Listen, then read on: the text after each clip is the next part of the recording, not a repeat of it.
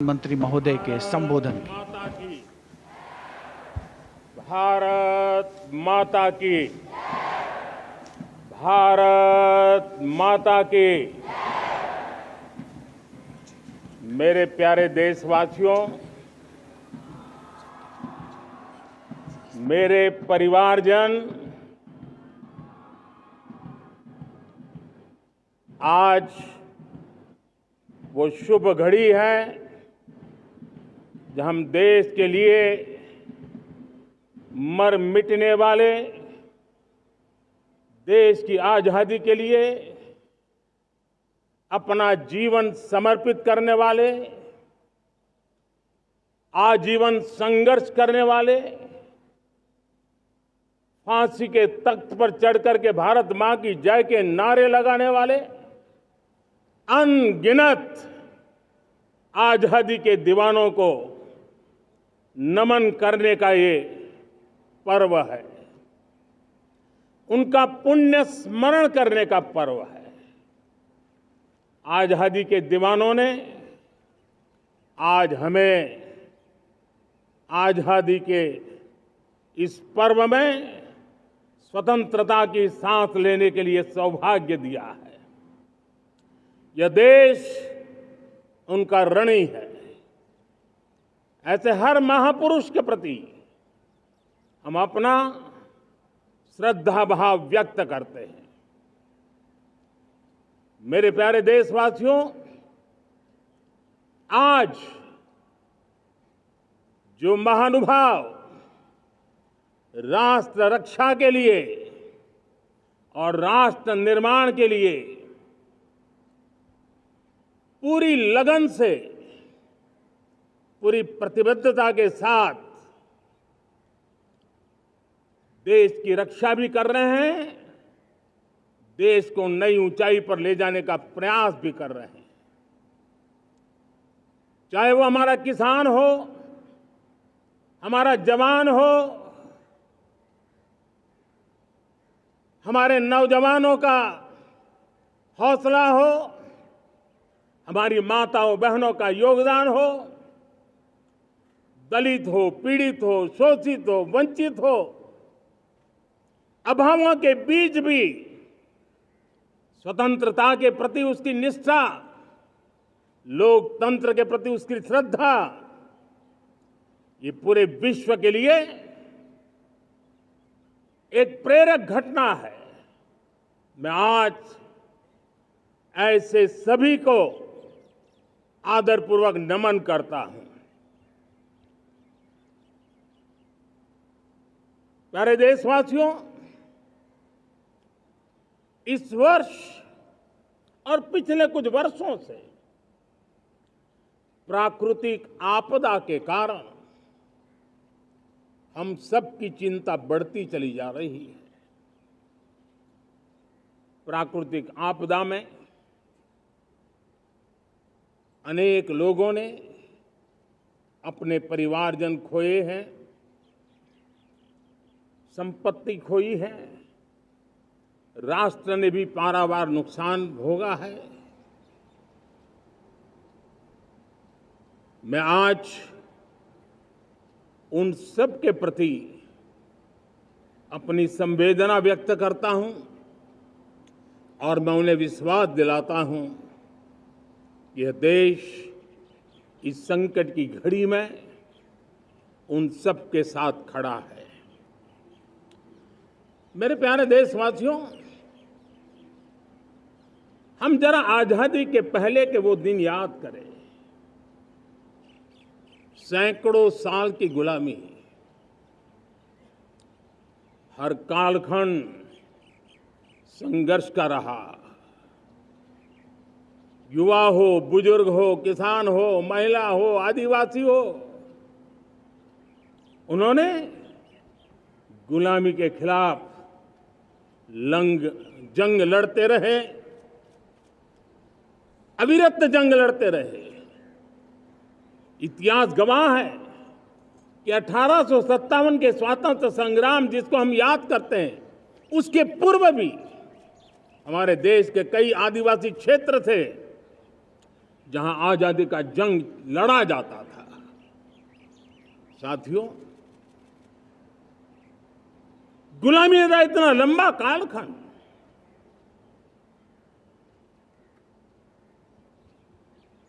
जुल्मी शासक, अपरंपार यातनाएं,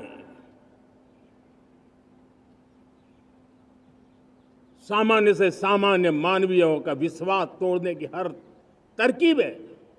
उसके बावजूद भी उस समय की जनसंख्या के हिसाब से करीब 40 करोड़ देशवासी आजादी के पूर्व 40 करोड़ देशवासियों ने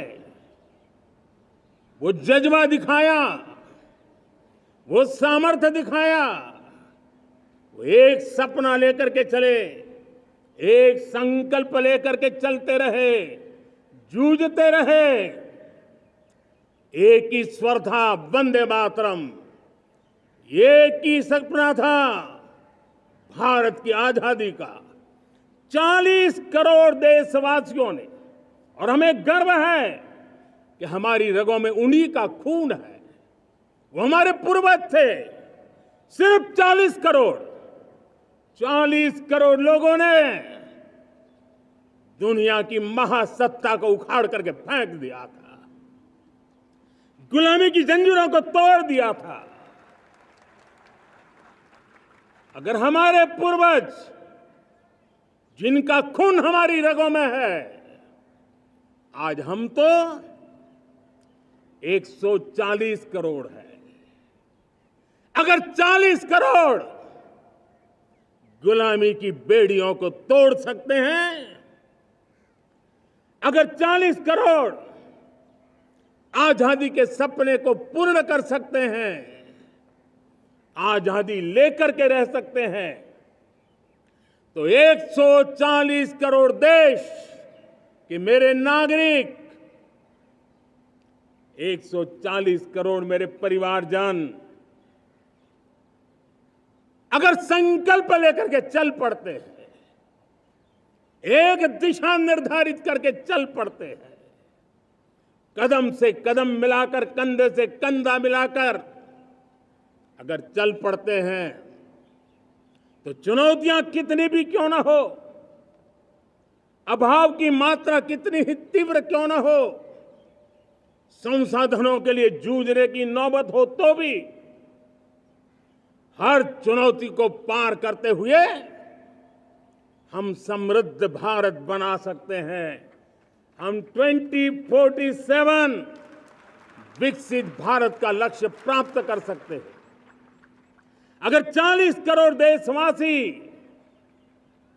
अपने पुरुषार्थ से, अपने समर्पण से, अपने त्याग से, अपने बलिदान से आजादी दे सकते हैं, आजाद भारत बना सकते हैं, तो 140 करोड़ देशवासी उसी भाव से समृद्ध भारत भी बना सकते हैं। साथियों, वो एक समय था जब लोग देश के लिए मरने के लिए प्रतिबद्ध थे और आजादी मिली थी। आज ये समय है देश के लिए जीने की प्रतिबद्धता का। अगर देश के लिए मरने की प्रतिबद्धता आजादी दिला सकती है, तो देश के लिए जीने की प्रतिबद्धता समृद्ध भारत भी बना सकती है।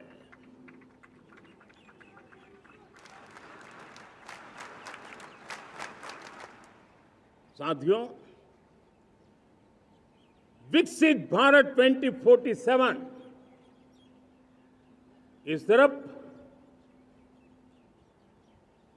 भाषण के शब्द नहीं है, इसके पीछे कठोर परिश्रम चल रहा है। देश के कोटि कोटि जनों के सुझाव लिए जा रहे हैं और हमने देशवासियों से सुझाव मांगे। और मुझे प्रसन्नता है कि मेरे देश के करोड़ों नागरिकों ने विकसित भारत 2047 के लिए अनगिनत सुझाव दिए हैं। हर देशवासी का सपना उसमें प्रतिबिंबित हो रहा है। हर देशवासी का संकल्प उसमें झलकता है। युवा हो, बुजुर्ग हो, गांव के लोग हो, शहर के लोग हो, किसान हो, कामदार हो, दलित हो, आदिवासी हो, पहाड़ों में रहने वाले लोग हो, जंगल में रहने वाले लोग हो, शहरों में रहने वाले लोग हैं। हर किसी ने 2047 में जब देश आजादी का 100 साल मनाएगा तब तक विकसित भारत के लिए अनमोल सुझाव दिए हैं। और मैं जब इन सुझावों को देखता था मेरा मन प्रसन्न हो रहा था। उन्होंने क्या लिखा? कुछ लोगों ने कहा कि दुनिया का स्किल कैपिटल बनाने का सुझाव हमारे सामने रखा। 2047 विकसित भारत के लिए कुछ लोगों ने भारत को मैन्युफैक्चरिंग का ग्लोबल हब बनाने का सुझाव दिया। कुछ लोगों ने भारत की हमारी यूनिवर्सिटीज ग्लोबल बने इसके लिए सुझाव दिया। कुछ लोगों ने यह भी कहा कि क्या आजादी के इतने सालों के बाद हमारा मीडिया ग्लोबल नहीं होना चाहिए। कुछ लोगों ने यह भी कहा कि हमारा स्किल्ड युवा विश्व की पहली पसंद बनना चाहिए। कुछ लोगों ने सुझाव दिया भारत को जल्द से जल्द जीवन के हर क्षेत्र में आत्मनिर्भर बनना चाहिए। कई लोगों ने सुझाव दिया कि हमारे किसान जो मोटा अनाज पैदा करते हैं, जिसको हम श्री अन्न कहते हैं, उस सुपर फूड को दुनिया के हर डाइनिंग टेबल पर पहुंचाना है। हमें विश्व के पोषण को भी बल देना है और भारत के छोटे किसानों को भी मजबूती देनी है। कई लोगों ने सुझाव दिया कि देश में स्थानीय स्वराज की संस्थाओं से लेकर के अनेक इकाइयां हैं, उन सब में गवर्नेंस के रिफॉर्म की बहुत जरूरत है। कई लोगों ने लिखा कि न्याय के अंदर जो विलंब हो रहा है उसके प्रति चिंता जाहिर की और ये भी कहा कि हमारे देश में न्याय व्यवस्था में रिफॉर्म की बहुत बड़ी जरूरत है। कई लोगों ने लिखा कि कई ग्रीनफील्ड सिटीज बनाने की अब समय की मांग है। किसी ने बढ़ती हुई प्राकृतिक आपदाओं के बीच शासन प्रशासन में कैपेसिटी बिल्डिंग के लिए एक अभियान चलाने का सुझाव दिया। बहुत सारे लोगों ने यह सपना भी देखा है कि अंतरिक्ष में भारत का स्पेस स्टेशन जल्द से जल्द बनना चाहिए। किसी ने कहा भारत की जो पारंपरिक ट्रेडिशनल मेडिसिन है, हमारी औषधि है, दुनिया जब आज होलिस्टिक हेल्थ केयर की तरफ जा रही है तब हमें भारत की पारंपरिक औषधियां और वेलनेस हब के रूप में भारत को विकसित करना चाहिए।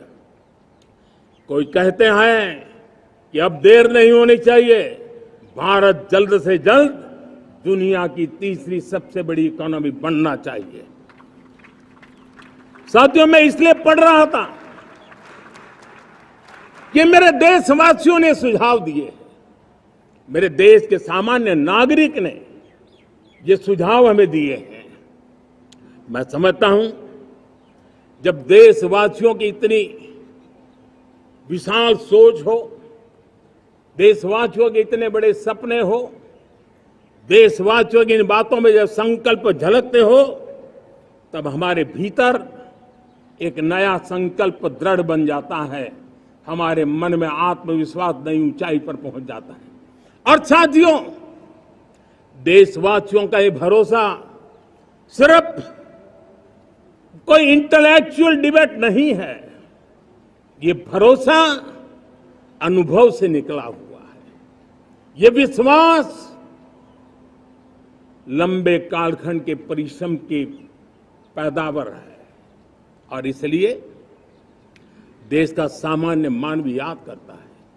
जब लाल किले से कहा जाता है कि हिंदुस्तान के 18,000 गांवों में समय सीमा में बिजली पहुंचाएंगे और वो काम हो जाता है, तब भरोसा मजबूत हो जाता है। जब ये तय होता है कि आजादी के इतने सालों के बाद भी 2.5 करोड़ परिवार ऐसे हैं जहां बिजली नहीं है, वो अंधेरे में जिंदगी गुजारते हैं। 2.5 करोड़ घरों में बिजली पहुंच जाती है, तब सामान्य मानवीय का भरोसा बढ़ जाता है। जब ब्लड क्रिकेट स्वच्छ भारत की बात कही जाए, तब इस देश के अग्रिम हरोर पंक्ति में बैठे हुए लोग हो, गांव के लोग हो, गरीब बस्ती में रहने वाले लोग हो, छोटे छोटे बच्चे हो, हर परिवार के अंदर स्वच्छता का वातावरण बन जाए, स्वच्छता की चर्चा हो, स्वच्छता के संदर्भ में एक दूसरे को रोक टोकने का निरंतर प्रयास चलता रहे। मैं समझता हूं कि ये भारत के अंदर आई हुई नई चेतना का प्रतिबिंब है। जब देश के सामने लाल किले से कहा जाए कि आज हमारे परिवारों में 3 करोड़ परिवार ऐसे हैं जिनके घर में नल से जल मिलता है, आवश्यक है हमारे इन परिवारों को पीने का शुद्ध पानी पहुंचे। जल जीवन मिशन के तहत इतने कम समय में नए 12 करोड़ परिवारों को जल जीवन मिशन के तहत नल से जल पहुंच रहा है। आज 15 करोड़ परिवार इसके लाभार्थी बन चुके हैं। हमारे कौन लोग वंचित थे इन व्यवस्थाओं से? कौन पीछे रह गए थे? समाज के अग्रिम पंक्ति के लोग इसके लिए अभाव में नहीं जीते थे। मेरे दलित, मेरे पीड़ित, मेरे शोषित, मेरे आदिवासी भाई बहन, मेरे गरीब भाई बहन, मेरे झुग्गी झोपड़ी में जिंदगी गुजारने वाले लोग, वही तो इन चीजों के अभाव में जी रहे थे। हमने अनेक ऐसे प्राथमिक आवश्यकताओं की पूर्ति के लिए जो प्रयास किया और उसका परिणाम हमारे इन सारे समाज के बंधुओं को मिला है। हमने वोकल फॉर लोकल का मंत्र दिया। आज मुझे खुशी है कि वोकल फॉर लोकल ने अर्थतंत्र के लिए एक नया मंत्र बन गया है। हर डिस्ट्रिक्ट अपनी पैदावार के लिए गर्व करने लगा है। 1 डिस्ट्रिक्ट 1 प्रोडक्ट का माहौल बना है। अब 1 डिस्ट्रिक्ट 1 प्रोडक्ट को 1 डिस्ट्रिक्ट का 1 प्रोडक्ट एक्सपोर्ट कैसे हो, उस दिशा में हर जिले सोचने लगे हैं। रिन्यूएबल एनर्जी का संकल्प लिया था। G20 समूह के देशों ने जितना किया है उससे ज्यादा भारत ने किया है, और भारत ने ऊर्जा के क्षेत्र में आत्मनिर्भर बनने के लिए, ग्लोबल वार्मिंग की चिंताओं से मुक्ति पाने के लिए हमने काम किया है। साथियों, देश गर्व करता है आज जब फिनटेक की सफलता को लेकर पूरा विश्व भारत से कुछ सीखना समझना चाहता है, तब हमारा गर्व और बढ़ जाता है। साथियों, हम कैसे भूल सकते हैं कोरोना के वो संकट काल। विश्व में सबसे तेज गति से करोड़ों लोगों को वैक्सीनेशन का काम हमारे इसी देशों में हुआ। यही देश हैं जो कभी आतताई आतंकवादी हमें आकर के मार के चले जाते थे। जब देश की सेना सर्जिकल स्ट्राइक करती है, जब देश की सेना एयर स्ट्राइक करती है, तो देश के नौजवानों का सीना ऊंचा हो जाता है, तन जाता है, गर्व से भर जाता है। और यही बातें हैं जो आज 140 करोड़ देशवासियों का मन गर्व से भरा हुआ है, आत्मविश्वास से भरा हुआ है।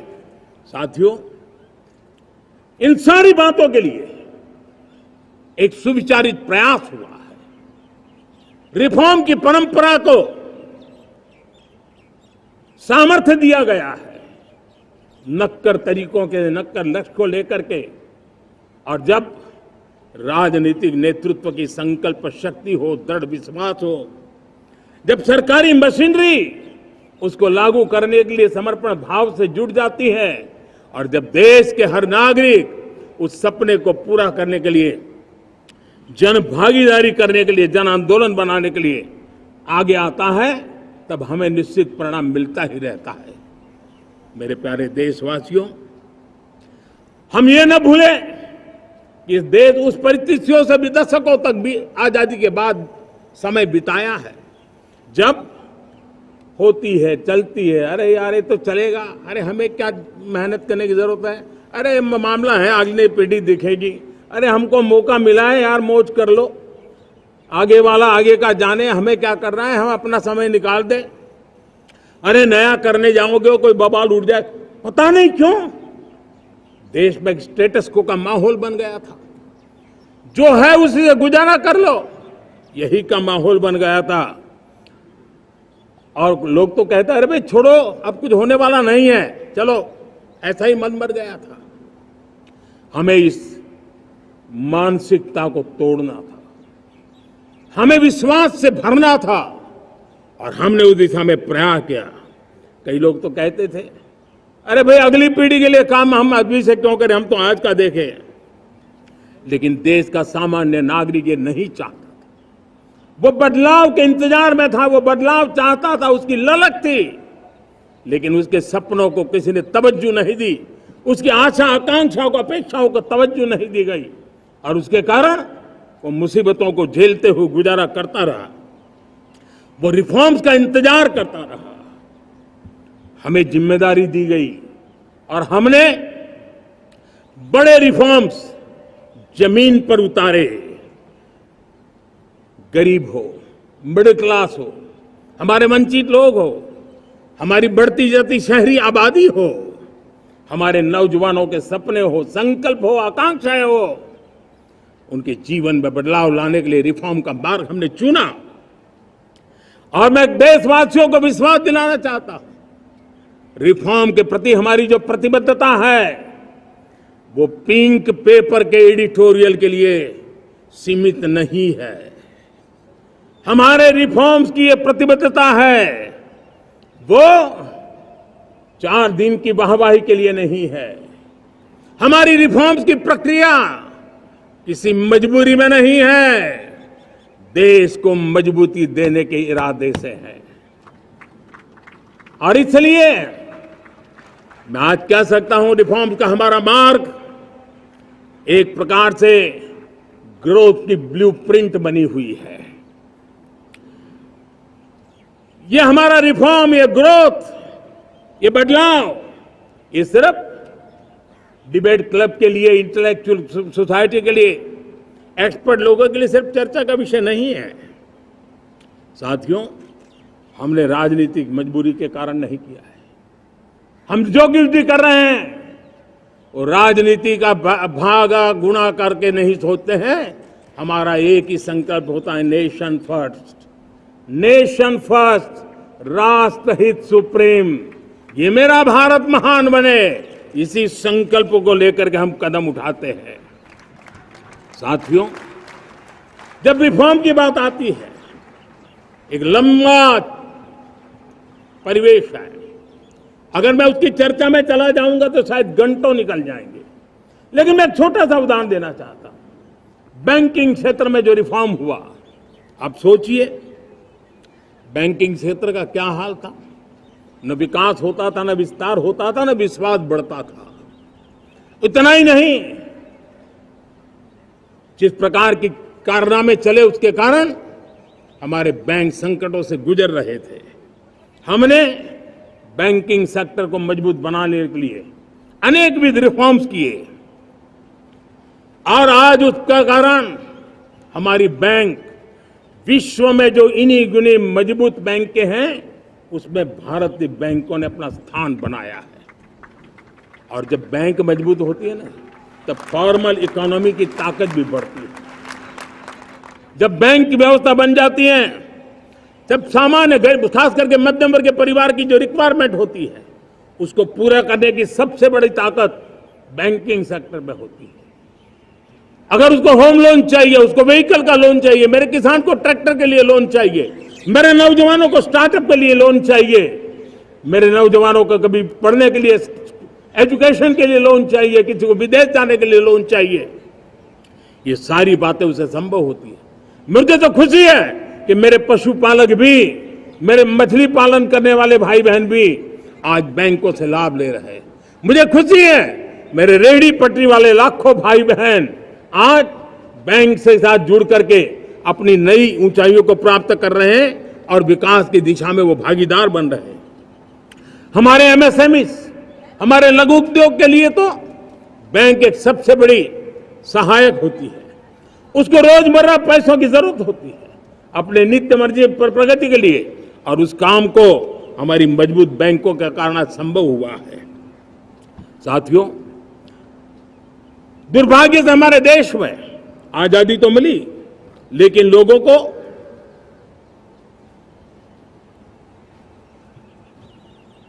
एक प्रकार से माई बाप कल्चर से गुजरना पड़ा। सरकार के पास मांगते रहो, सरकार के पास हाथ फैलाते रहो, किसी की सिफारिश के लिए रास्ते खोजते रहो, वही कल्चर डेवलप हुआ था। आज हमने गवर्नेंस के इस मॉडल को बदला है। आज सरकार सब खुद लाभार्थी हितार्थी के पास जाती है। आज सरकार खुद उसके घर गैस का चूल्हा पहुंचाती है। आज सरकार खुद उसके घर पानी पहुंचाती है। आज सरकार खुद उसके घर बिजली पहुंचाती है।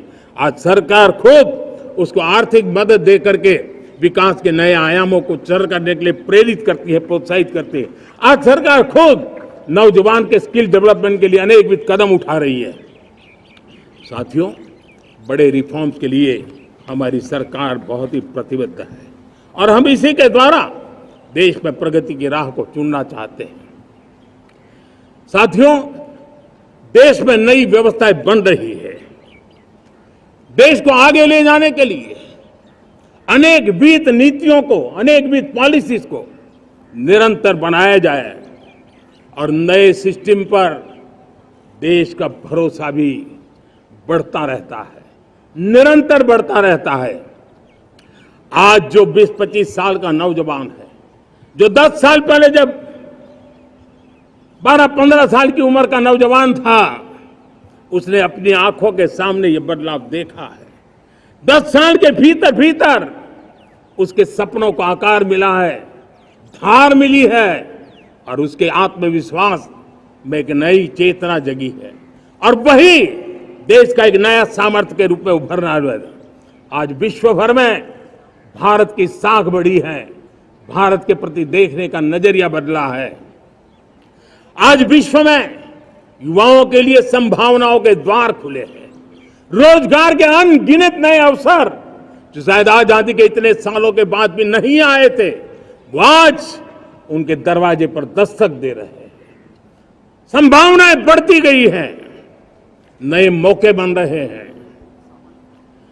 मेरे देश के युवाओं को अब धीरे धीरे चलने का इरादा नहीं है।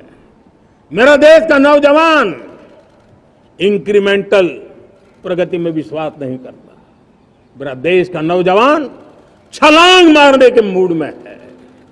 वो छलांग मार के नई सिद्धियों को प्राप्त करने के मूड में है। मैं कहना चाहूंगा, भारत के लिए गोल्डन एरा है। वैश्विक परिस्थितियों की तुलना में भी देखें, ये गोल्डन एरा है। ये हमारा स्वर्णिम कालखंड है। मेरे प्यारे देशवासियों, ये अवसर हमें जाने नहीं देना है। ये मौका हमें जाने नहीं देना चाहिए और इसी मौके को पकड़ करके अपने सपने और संकल्पों को लेकर के चल पड़ेंगे तो हम देश की स्वर्णिम भारत की जो अपेक्षा और हमें विकसित भारत का 2047 का लक्ष्य हम पूरा करके रहेंगे। हम सदियों की बेड़ियों को तोड़ करके निकले हैं। आज टूरिज्म का क्षेत्र हो, एमएसएमई का क्षेत्र हो, एजुकेशन हो, हेल्थ सेक्टर हो, ट्रांसपोर्ट सेक्टर हो, खेती और किसानी का सेक्टर हो, हर सेक्टर में एक नया आधुनिक सिस्टम बन रहा है। हम विश्व की बेस्ट प्रैक्टिसेस को भी आगे देख रखते हुए हम हमारे देश की परिस्थितियों के अनुसार आगे बढ़ना चाहते हैं। हर सेक्टर में आधुनिकता की जरूरत है, नएपन की जरूरत है, टेक्नोलॉजी को जोड़ने की जरूरत है और हर सेक्टर में हमारी नई नीतियों के कारण इन सारे क्षेत्रों में एक नया सपोर्ट मिल रहा है, नई ताकत मिल रही है। हमारे सारे अवरोध हटे, हमारी बंदी से दूर हो, हम पूरे सामर्थ्य के साथ चल पड़े, खिल उठे, सपनों को पा करके रहे, सिद्धि को हम अपने निकट देखें, हम आत्मसात करें, उस दिशा में हम चलना है। अब आप देखिए कितना बड़ा बदलाव रहा है। मैं एकदम जमीनी स्तर की बात करूं, विमेन सेल्फ हेल्प ग्रुप, आज 10 साल में हमारे 10 करोड़ बहनें विमेन सेल्फ हेल्प ग्रुप में जुड़ी है। 10 करोड़ नई बहनें। हमें गर्व हो रहा है कि हमारे सामान्य परिवार की, गांव की 10 करोड़ महिलाएं आर्थिक रूप से आत्मनिर्भर बन रही हैं। और जब महिला आर्थिक रूप से आत्मनिर्भर बनती हैं, तब परिवार की निर्णय प्रक्रिया की हिस्सेदार बनती हैं, एक बहुत बड़ी सामाजिक परिवर्तन की गारंटी लेकर के आती है। मुझे गर्व है इस बात पर, लेकिन साथ साथ मुझे गर्व इस बात का भी है कि हमारे सीईओ आज दुनिया भर के अंदर अपनी धाक जमा रहे हैं। भारत के हमारे सीईओ विश्व भर में अपनी धाक जमा रहे हैं। हमारे लिए खुशी की बात है कि एक तरफ मेरे सीईओ दुनिया भर में नाम कमा रहे हैं, भारत का नाम बढ़ा रहे हैं, तो दूसरी तरफ विमेन सेल्फ हेल्प ग्रुप से 1 करोड़ मेरी सामान्य परिवार की माताएं बहनें लखपति दीदी बनती है। मेरे लिए ये भी उतना ही गर्व की बात है। अब हमने सेल्फ हेल्प ग्रुप को 10 लाख रुपए से 20 लाख रुपए देने का निर्णय किया है। अब तक 9 लाख करोड़ रुपए बैंकों के माध्यम से हमारे इन विमेन सेल्फ हेल्प ग्रुप को मिले हैं, और जिसकी मदद से वो अपने अनेकविध कामों को बढ़ावा रहे हैं। मेरे साथियों, मेरे नौजवान इस तरफ ध्यान दें। स्पेस सेक्टर एक फ्यूचर है हमारे साथ जुड़ा हुआ, एक महत्वपूर्ण पहलू है। हम उस पर भी बल दे रहे हैं। हमने स्पेस सेक्टर में बहुत रिफॉर्म किए हैं। जिन बंधनों में हमने स्पेस सेक्टर को बांध के रखा था, उसे हमने खोल दिया है। आज सैकड़ों स्टार्टअप्स स्पेस के सेक्टर में आ रहे हैं। वाइब्रेंट बनता जाता हमारा स्पेस सेक्टर भारत को एक शक्तिशाली राष्ट्र बनाने का एक महत्वपूर्ण अंग है, और हम इसको दूर की सोच के साथ मजबूती दे रहे हैं। आज private satellite, private rocket launch हो रहे हैं। ये गर्व की बात है। आज मैं कह सकता हूं, जब नीति सही होती है, नियत सही होती है और पूर्ण समर्पण से राष्ट्र का कल्याण यही मंत्र होता है, तो निश्चित परिणाम हम प्राप्त करके रहते हैं। मेरे प्यारे देशवासियों, आज देश में नए अवसर बने, तब मैं कह सकता हूं 2 चीजें और हुई जिसने विकास को एक गति दी है, विकास को एक नई छलांग दी है। और ये है, पहला है आधुनिक इंफ्रास्ट्रक्चर का निर्माण। हमने इंफ्रास्ट्रक्चर को आधुनिक बनाने की दिशा में बहुत बड़े कदम उठाए हैं। और दूसरी तरफ सामान्य मानवीय के जीवन में जो बाधाएं हैं, ईज ऑफ लिविंग का हमारा जो सपना है, उस पर भी हमने उतना ही बल दिया है। पिछले 1 दशक में अभूतपूर्व इंफ्रास्ट्रक्चर का विकास हुआ है। रेल हो, रोड हो, एयरपोर्ट हो, पोर्ट हो, ब्रॉडबैंड कनेक्टिविटी हो, गांव गांव नए स्कूल बनाने की बात हो, जंगलों में स्कूल बनाने की बात हो, दूर सुदूर इलाकों में अस्पताल बनाने की बात हो, आरोग्य मंदिर बनाने की बात हो, मेडिकल कॉलेजों का काम हो, आयुष्मान आरोग्य मंदिरों का निर्माण चलता हो, 60,000 से ज्यादा अमृत सरोवर बने हो, 2 लाख पंचायतों तक ऑप्टिकल फाइबर नेटवर्क पहुंचा हो, नहरों का एक बहुत बड़ा जाल बिछाया जा रहा हो, 4 करोड़ पक्के घर बनना, गरीबों को एक नया आश्रय मिलना, 3 करोड़ नए घर बनाने के संकल्प के साथ आगे बढ़ने की हमारी कोशिश हो। हमारा पूर्वी भारत, नॉर्थ ईस्ट, उसका इलाका आज इंफ्रास्ट्रक्चर के लिए जाने जाना लगा है। और हमने ये जो कायाकल्प किया है, उसका सबसे बड़ा लाभ समाज के उन वर्गों तक हम पहुंचे हैं जो ग्रामीण सड़कें वहां बनी है जिनकी तरफ कोई देखता नहीं था, जिस इलाकों को नहीं देखता था, जिन गांवों को नहीं देखता था, दलित हो, पीड़ित हो, शोषित हो, वंचित हो, पिछड़े हो, आदिवासी हो, जंगल में रहने वाले हो, दूर सुदूर पहाड़ों में रहने वाले हो, सीमावर्ती स्थान पर रहने वाले हो, हमने उनकी आवश्यकता की पूर्ति की है।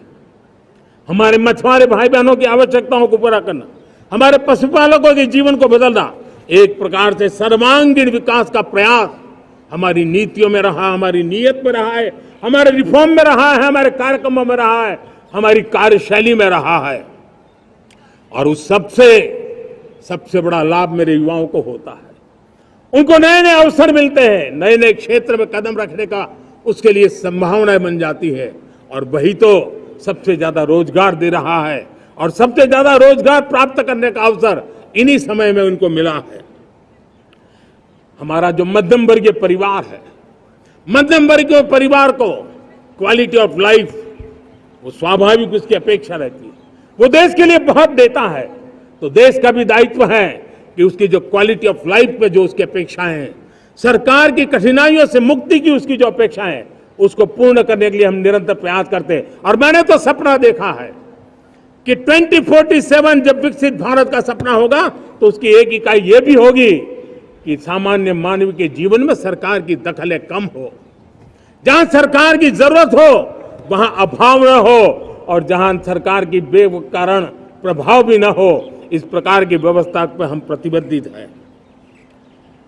मेरे प्यारे देशवासियों, हम छोटी छोटी जरूरतों पर भी ध्यान देते हैं, हम छोटी छोटी आवश्यकताओं पर ध्यान देते हैं, और उसको लेकर हम चलते हैं।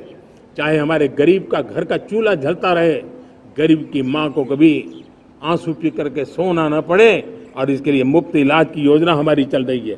बिजली, पानी, गैस अब सैचुरेशन के मूड पर है, और जब हम सैचुरेशन की बात करते हैं वो 100% होता है। जब सैचुरेशन होता है तो उसको जातिवाद का रंग नहीं लगता है। जब सैचुरेशन होता है तो उसमें पांथिकता का रंग नहीं लगता है। जब सैचुरेशन का मंत्र होता है तब सच्चे अर्थ में सबका साथ सबका विकास का मंत्र साकार होता है। लोगों के जीवन में सरकार की दखल कम हो, उस दिशा में हमने हजारों कंप्लायंसेस के लिए सरकार सामान्य मानवी पर बोझ डालती थी, उन सारे कंप्लायंसेस को दूर किया। हमने देशवासियों के लिए 1,500 से ज्यादा कानूनों को खत्म कर दिया, ताकि कानूनों की जंजाल के अंदर देशवासियों को फंसना न पड़े। हमने छोटी छोटी गलतियों के कारण ऐसे कानून बने थे, उनको जेल में अंदर धकेल दिया जाए। हमने उन छोटे छोटे कारणों से जेल जाने के जो परंपराएं थी, उन सारे कानूनों को नष्ट कर दिया, और उसको कानूनों को जेल भेजने के प्रावधान को व्यवस्था से बाहर कर दिया है।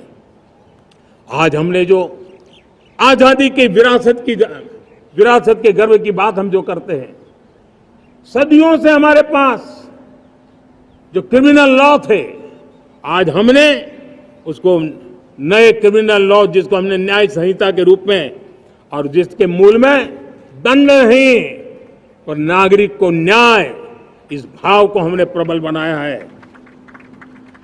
ईज ऑफ लिविंग बनाने के लिए देशव्यापी मिशन में काम करें। हर लेवल पर मैं सरकार के प्रतिनिधियों का आह्वान करता हूं। मैं जनप्रतिनिधि, वो किसी भी दल के क्यों ना हो, किसी भी राज्य के क्यों ना हो, सबसे आग्रह करता हूं कि हमने एक मिशन मोड में ईज ऑफ लिविंग के लिए कदम उठाने चाहिए। मैं हमारे युवाओं को, प्रोफेशनल्स को, सबको मैं कहना चाहता हूं, आप अपने स्थान पर जहां पर आपको छोटी छोटी दिक्कतें होती है, आप उसके सॉल्यूशन को लेकर के सरकार को चिट्ठी लिखते रहिए। सरकार को बताइए कि बिना कारण की कठिनाई आए, उसको दूर करने से कोई नुकसान नहीं है। मैं पक्का मानता हूं आज सरकारें संवेदनशील है। हर सरकार, स्थानीय स्वराज्य की संस्था होगी या राज्य सरकार होगी या केंद्र सरकार होगी, उसको तवज्जो देगी। गवर्नेंस में रिफॉर्म्स, ये हमें विकसित भारत 2047 के सपने के लिए हमने उसको जोर लगा करके आगे बढ़ाना होगा, ताकि सामान्य मानवी के जीवन में अवकाश ही अवकाश पैदा हो, रुकावटें खत्म होती चली जाए। नागरिकों का डिग्निटी ऑफ सिटीजन, नागरिकों के जीवन में सम्मान मिले। डिलीवरी के संबंध में कभी किसी को ये कहने की मोहब्बत ना आया कि ये तो मेरा हक था कि मुझे मिला नहीं, उसको खोजना ना पड़े। सरकार के गवर्नेंस में डिलीवरी सिस्टम को और मजबूती चाहिए। आप देखिए देश में जब हम रिफॉर्म की बात करते हैं, आज देश में करीब करीब 3 लाख संस्थाएं काम कर रही है, चाहे पंचायत हो, नगर पंचायत हो, नगर पालिका हो, महानगर पालिका हो, यूटी हो, स्टेट हो, डिस्ट्रिक्ट हो, केंद्र, छोटी मोटी 3 लाख करीब करीब इकाइयां हैं। अगर ये हमारे 3 लाख इकाइयों को मैं आज आह्वान करता हूं कि अगर आप साल में अपने स्तर पर जिन चीजों की जरूरत है सामान्य मानव के लिए 2 रिफॉर्म करें, ज्यादा नहीं कह रहा हूं मेरे साथियों, एक पंचायत हो, एक राज्य सरकार हो, कोई विभाग हो, सिर्फ 1 साल में 2 रिफॉर्म और उसको जमीन पर उतारें। आप देखिए, हम देखते ही देखते 1 साल में करीब करीब 25-30 लाख रिफॉर्म कर सकते हैं। जब 25-30 लाख रिफॉर्म हो जाए तब सामान्य मानवीय का विश्वास कितना बढ़ जाएगा, उसकी शक्ति राष्ट्र को नई ऊंचाई पर ले जाने में कितनी काम आएगी। और इसलिए हम अपने स्तर पर होती है चलती से मुक्ति पाकर के बदलावों के लिए आगे आए, हिम्मत के साथ आगे आए। और सामान्य मानवीय की जरूरत, छोटी छोटी जरूरत होती है, पंचायत लेवल पर भी वो मुसीबतें झेल रहा है, उन मुसीबतों से हम मुक्ति दिलाएं तो मुझे पक्का विश्वास है कि हम सपनों को पार कर सकते हैं। मेरे प्यारे देशवासियों, आज देश आकांक्षाओं से भरा हुआ है। हमारे देश का नौजवान नई सिद्धियों को चूमना चाहता है, नए नए शिखरों पर वो कदम रखना चाहता है। और इसलिए हमारी कोशिश है हर सेक्टर में कार्य को हम गति दें, तेज गति दें और उसके द्वारा पहले हम हर सेक्टर में नए अवसर पैदा करें। दूसरा, ये बदलती हुई व्यवस्थाओं के लिए जो सपोर्टिव इंफ्रास्ट्रक्चर चाहिए, उन इंफ्रास्ट्रक्चर पर हम बदलाव के मजबूती देने की दिशा में काम करें। और तीसरी बात है, नागरिकों की मूलभूत सुविधाओं के विषय में हम प्राथमिकता दें, उसको बल दें। इन तीनों भारत में एक एस्पिरेशनल सोसाइटी का निर्माण किया है और उसके परिणाम स्वरूप आज समाज खुद एक विश्वास से भरा हुआ है। हमारे देशवासियों की आकांक्षा है, उनके एस्पिरेशंस, हमारे नौजवानों की ऊर्जा, हमारे देश के सामर्थ्य के साथ जोड़ करके हम आगे बढ़ने की एक ललक लेकर के चल रहे हैं। मुझे विश्वास है रोजगार और स्वरोजगार नए रिकॉर्ड के अवसर पर हम काम किया है। प्रति व्यक्ति आज आय दोगुनी करने में हम सफल हुए हैं। ग्लोबल ग्रोथ में भारत का योगदान बड़ा है। भारत का एक्सपोर्ट लगातार बढ़ रहा है। विदेशी मुद्रा भंडार लगातार बढ़ा हुआ है, पहले से 2 गुना पहुंचा है। ग्लोबल संस्थानों का भारत के प्रति भरोसा बढ़ा है। मुझे विश्वास है भारत की दिशा सही है, भारत की गति तेज है और भारत के सपनों में सामर्थ्य है। लेकिन इन सबके साथ संवेदनशीलता का हमारा मार्ग हमारे लिए ऊर्जा में एक नई चेतना भरता है। मम भाव हमारे कार्य की शैली है।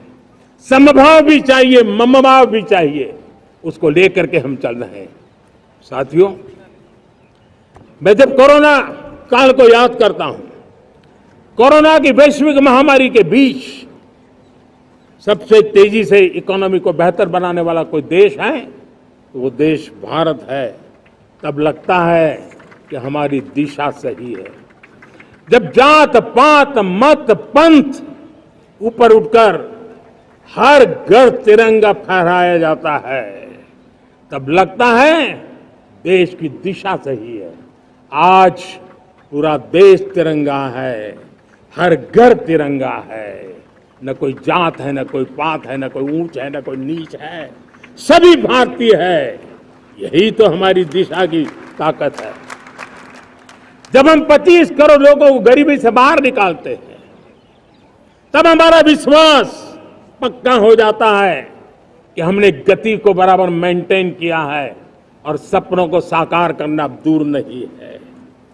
जब 100 से अधिक आकांक्षी जिले अपने अपने राज्य के अच्छे जिलों की स्पर्धा कर रहे हैं, बराबरी करने लगे हैं, तो हमें लगता है कि हमारी दिशा और गति दोनों सामर्थ्यवान है। जब हमारे उन आदिवासी साथियों को वो मदद मिलती है, पीएम जनमन के द्वारा उनको जो योजनाएं पहुंची थी, आबादी बहुत छोटी है, लेकिन बहुत दूर दूर इलाकों में छुटपुट परिवार रहते हैं, हमने उनको खोज के निकाला है, उनके लिए चिंता की है। तब लगता है कि संवेदनशीलता से जब काम करते हैं तब संतोष कितना मिलता है। वर्किंग वुमेन के लिए पेड मैटरनिटी लीव 12 हफ्ते से बढ़ा करके 26 हफ्ते कर देते हैं। तब सिर्फ नारी का सम्मान ही करते इतना नहीं है, नारी के प्रति संवेदनशील भाव से निर्णय करते इतना नहीं, लेकिन उसके गोद में जो बच्चा पला है ना, उसको एक उत्तम नागरिक बनाने के लिए मां की जो जरूरत है उसमें सरकार रुकावट न बने, इस संवेदनशील भावना से उस निर्णय को हम करते हैं। जब मेरे दिव्यांग भाई बहन भारतीय साइन लैंग्वेज की बात हो या तो सुगम्य भारत का अभियान हो, उसको लगता है कि अब मेरी भी डिग्निटी है, मेरे प्रति देश के नागरिक सम्मान के भाव से देखता है। और पैरालंपिक में तो हमारे खिलाड़ी नई नई ताकत दिखाने लगे हैं, तब लगता है कि ये जो मेरा मम भाव है, हम सबका मम भाव है, उसकी ताकत नजर आती है। हमारे ट्रांसजेंडर समाज के प्रति हम जिस संवेदना के साथ निर्णय बना रहे हैं, हम नए नए कानून बना रहे हैं, उनको सम्मान का जीवन देने के लिए हम प्रयास कर रहे हैं, तब बदलाव की हमारी दिशा सही दिखता है। सेवा भाव से किए गए इन कामों का, जो त्रिविध मार्गों से हम चले हुए, इन कामों का एक सीधा सीधा लाभ आज उसके परिणाम के रूप में हमें नजर आ रहा है। 60 साल बाद लगातार तीसरी बार आपने हमें देश सेवा का मौका दिया है। मेरे 140 करोड़ देशवासी, आपने जो आशीर्वाद दिए हैं, उस आशीर्वाद में मेरे लिए एक ही संदेश है, जन जन की सेवा, हर परिवार की सेवा, हर क्षेत्र की सेवा, और सेवा भाव से समाज की शक्ति को साथ लेकर के विकास की नई ऊंचाइयों पर पहुंचना। 2047 विकसित भारत के सपने को लेकर के चलना, उसी एक संदेश को लेकर मैं आज लाल किले की प्राचीर से हमें आशीर्वाद देने के लिए मैं कोटि कोटि देशवासियों का सर झुका करके आभार व्यक्त करता हूं। मैं उनके प्रति नतमस्तक होता हूं और मैं उनको विश्वास दिलाता हूं कि हमें नई ऊंचाइयों को नए जोश के साथ आगे बढ़ना है। हमें सिर्फ जो हो गया है वो संतोष मान करके बैठने वाले हम लोग नहीं हैं, वो हमारे संस्कार में नहीं है। हम कुछ और करने के लिए, कुछ और आगे बढ़ने के लिए और कुछ और नई ऊंचाइयों को पार करने के लिए हम आगे बढ़ना चाहते हैं। विकास को, समृद्धि को, सपनों को साकार करने को, संकल्प को लिए जीवन खपाने को हम अपना स्वभाव बनाना चाहते हैं, देशवासियों का स्वभाव बनाना चाहते हैं। मेरे प्यारे देशवासियों, आज नई शिक्षा नीति बहुतेक मात्रा में कई राज्यों ने उसको अच्छा इनिशिएटिव लिए है और उसके कारण आज एक 21वीं सदी के अनुरूप हमारी शिक्षा व्यवस्था को जो हम बल देना चाहते हैं और विकसित भारत के सपने के लिए जिस प्रकार से मानव समूह तैयार करना चाहते हैं, नई शिक्षा नीति बहुत बड़ी भूमिका अदा। मैं नहीं चाहता हूं कि मेरे देश के नौजवानों को अब विदेशों में पढ़ने के लिए मजबूर होना पड़े। मध्यम वर्गीय परिवार के लाखों करोड़ों रुपया बच्चों को विदेश पढ़ने के लिए भेजने में खर्च हो जाए। हम यहाँ ऐसी शिक्षा व्यवस्था का विकसित करना चाहते हैं कि मेरे देश के नौजवानों को विदेश जाना न पड़े, मेरे मध्यम वर्गीय परिवारों को लाखों करोड़ रुपया खर्च करना न पड़े। इतना ही नहीं, ऐसे संस्थान निर्माण हो ताकि विदेशों से लोग भारत के अंदर उनका मुंह मोड़े। अभी अभी हमने बिहार का हमारा गौरवप्रद इतिहास रहा है, नालंदा यूनिवर्सिटी का पुनर्निर्माण किया है। फिर से एक बार नालंदा यूनिवर्सिटी काम करना शुरू कर दिया है। लेकिन हमें शिक्षा के क्षेत्र में फिर से एक बार सदियों पुराने उस नालंदा स्पिरिट को जगाना होगा, उस नालंदा स्पिरिट को जीना होगा, उस नालंदा स्पिरिट को लेकर के बड़े विश्वास के साथ विश्व की ज्ञान की परंपराओं को नई चेतना देने का काम हमें करना होगा। मुझे पक्का विश्वास है कि नई शिक्षा नीति ने मातृभाषा पर बल दिया है। मैं राज्य सरकारों से कहूंगा, मैं देश की सभी संस्थानों से कहूंगा कि भाषा के कारण हमारे देश की टैलेंट को रुकावट नहीं आनी चाहिए, भाषा अवरुद्ध नहीं होनी चाहिए। मातृभाषा का सामर्थ्य हमारे देश के छोटे छोटे गरीब से गरीब मां के बेटे को भी सपने पूरा करने का ताकत देता है। और इसलिए हमने हमारी मातृभाषा में पढ़ाई, जीवन में मातृभाषा का स्थान, परिवार में मातृभाषा का स्थान, उसकी ओर हमें बल देना होगा। मेरे प्यारे देशवासियों, जिस प्रकार से आज विश्व का बदलाव नजर आ रहा है और तब जाकर के स्किल का महत्व बहुत बढ़ गया है और हम स्किल को और नई एक ताकत देना चाहते हैं। हम इंडस्ट्री 4.0 को ध्यान में रख करके हम स्किल डेवलपमेंट चाहते हैं। हम जीवन के हर क्षेत्र में, हम एग्रीकल्चर सेक्टर में भी कैपेसिटी बिल्डिंग करने के लिए स्किल डेवलपमेंट चाहते हैं। हम तो हमारा सफाई का क्षेत्र हो, उसमें भी एक नए स्किल डेवलपमेंट की ओर बल देना चाहते हैं। और हम स्किल इंडिया प्रोग्राम को बहुत व्यापक रूप से इस बार लेकर के आए हैं। बजट में भी इसका बहुत बड़ा, इस बजट में इंटर्नशिप को भी हमने बल दिया है ताकि हमारे नौजवानों को एक एक्सपीरियंस मिले, उनकी कैपेसिटी बिल्डिंग हो और बाजार में उनका ताकत दिखाई दे। उस प्रकार से मैं स्किल युवाओं को तैयार करना चाहता हूं। और इसलिए कई बार, और दोस्तों, आज विश्व की परिस्थिति को देखते हुए मैं साफ साफ देख रहा हूं कि भारत का स्किल्ड मैन पावर जो है, हमारा स्किलफुल जो नौजवान है, वो ग्लोबल जॉब मार्केट में अपनी दमक बनाए। हम उस सपने को लेकर के आगे चल रहे हैं। साथियों, विश्व जिस तेजी से बदल रहा है, जीवन के हर क्षेत्र में साइंस और टेक्नोलॉजी का महत्व बढ़ता चला जाने वाला है। हमें साइंस को बहुत बढ़ देने की आवश्यकता है।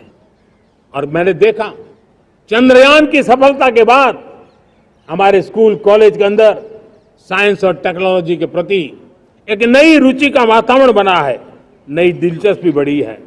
तब हमारे शिक्षा संस्थानों ने ये जो मनोभाव बना है, उसको नर्चर करने के लिए आगे आना होगा। भारत सरकार ने भी रिसर्च के लिए सपोर्ट बढ़ा दिया है। हमने ज्यादा से ज्यादा चेयर स्थापित किए हैं।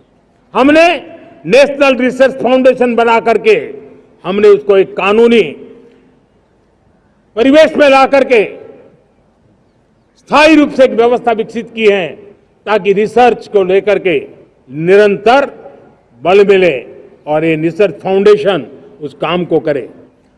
मेरे बड़े गर्व की बात है कि बजट में हमने 1 लाख करोड़ रुपया रिसर्च और इनोवेशन के लिए हमने देने का निर्णय किया है ताकि हमारे देश के नौजवान के पास जो आइडियाज है, उस आइडियाज को हम जमीन पर उतार पाए। साथियों, आज भी हमारे देश में मेडिकल एजुकेशन के लिए हमारे बच्चे बाहर जा रहे हैं। वैसा कहा मैंने, बड़े बहुत ज्यादातर मध्यम वर्गीय परिवार के हैं, उनके लाखों करोड़ों रुपए खर्च हो जाते हैं। और तब जाकर के हमने पिछले 10 साल में मेडिकल सीटों को करीब करीब 1 लाख कर दिया। आज मैं करीब करीब 25,000 युवा हर साल विदेश में मेडिकल एजुकेशन के लिए जाते हैं। और ऐसे ऐसे देश में जाना पड़ रहा है, कभी कभी तो मैं सुनता हूं तो हैरान हो जाता हूं। और इसलिए हमने तय किया है कि अगले 5 साल में मेडिकल लाइन में 75,000 नई सीटें बनाई जाएगी। मेरे प्यारे देशवासियों, विकसित भारत 2047 वो स्वस्थ भारत भी होना चाहिए। और जब स्वस्थ भारत हो तो आज जो बच्चे हैं उनके पोषण पर आज से ही ध्यान देने की जरूरत है।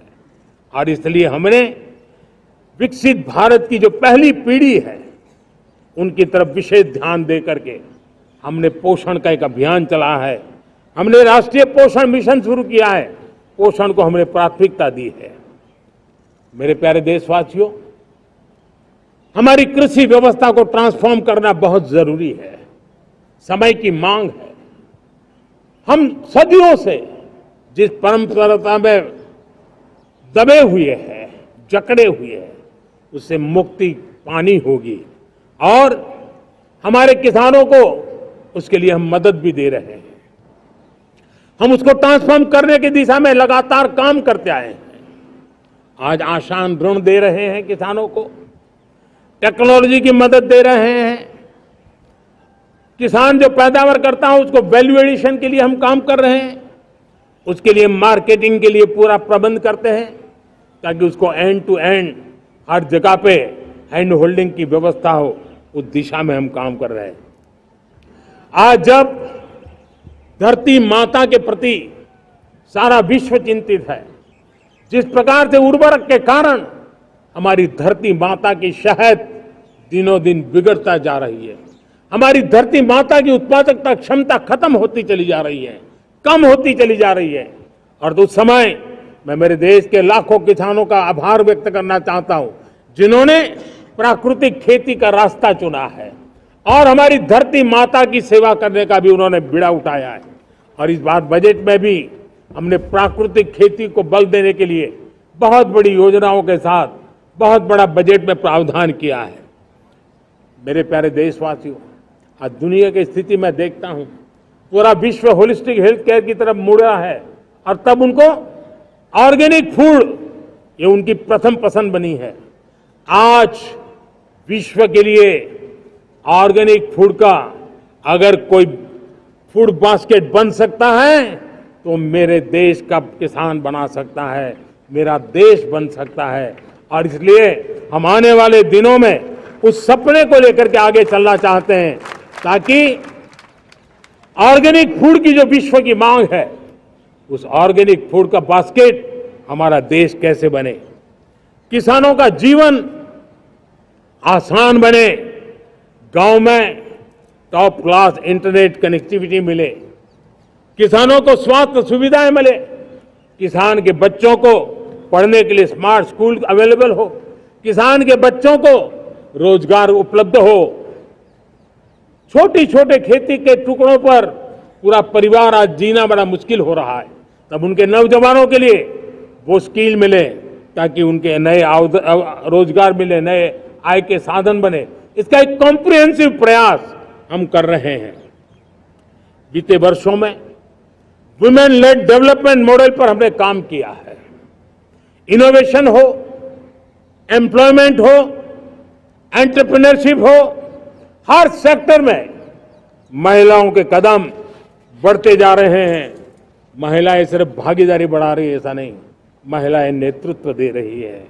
आज अनेक क्षेत्रों में, आज हमारे रक्षा क्षेत्र में देखिए, हमारा एयरफोर्स हो, हमारी आर्मी हो, हमारी नेवी हो, हमारा स्पेस सेक्टर हो, आज हमारी महिलाओं का हम दमखम देख रहे हैं देश के लिए। लेकिन दूसरी तरफ कुछ चिंता की बातें भी आती हैं। और मैं आज लाल किले से फिर बार एक अपनी पीड़ा व्यक्त करना चाहता हूं। एक समाज के नाते हमें गंभीरता से सोचना होगा कि हमारी माताओं, बहनों, बेटियों के प्रति जो अत्याचार हो रहे हैं, उसके प्रति देश का आक्रोश है, जन सामान्य का आक्रोश है। इस आक्रोश को मैं महसूस कर रहा हूं। इसको देश को, समाज को, हमारी राज्य सरकारों को गंभीरता से लेना होगा। महिलाओं के विरुद्ध अपराधों की जल्द से जल्द जांच हो, राक्षसी कृत्य करने वालों को जल्द से जल्द कड़ी सजा हो, वो समाज में विश्वास पैदा करने के लिए जरूरी है। मैं ये भी बताना चाहूंगा कि जब बलात्कार की या महिलाओं पर अत्याचार की घटनाएं घटती हैं तो उसकी बहुत चर्चा होती है, बहुत प्रचार होता है, मीडिया में छाया रहता है। लेकिन जब ऐसे राक्षसी मनोवृत्ति व्यक्ति को सजा होती है तो वो खबरों में कहीं नजर नहीं आती है, कोने में कहीं पड़ा रहता है। अब समय की मांग है कि जिनको सजा होती है उसकी व्यापक चर्चा हो, ताकि ऐसा पाप करने वालों को भी डर पैदा हो कि ये पाप करने की हालत ये होती है कि फांसी पर लटकना पड़ता है। और मुझे लगता है कि ये डर पैदा करना बहुत जरूरी है। मेरे प्यारे देशवासियों, हमारे देश में ऐसी एक आदत बन गई थी स्वभाव से, हम देश को कम आंकना, देश के प्रति गौरव के भाव का अभाव होना, ये पता नहीं क्यों हमारे जहन में घुस गया था। और हम तो कभी कभी तो लेट आए तो कहते थे इंडियन टाइम, शर्म के साथ हम बोल देते थे। देश को इन चीजों से हमने बाहर लाने में सफलता पाई है।